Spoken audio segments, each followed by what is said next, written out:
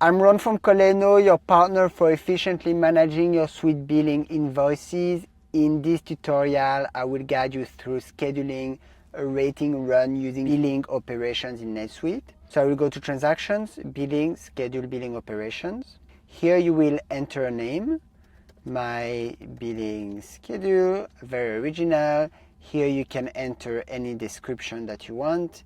You set a schedule for the bill run, so daily, weekly, monthly, etc. and how often you want it to repeat. You will then see a checkbox for the bill run. Here under billing operations, make sure to check that checkbox. You can select the types of transactions under billables here. And on the right hand side, you will see accounting, for example, to indicate whether the credit card is approved. And in communications, you indicate whether bills should be printed, emailed, or if your customers still use that, faxed.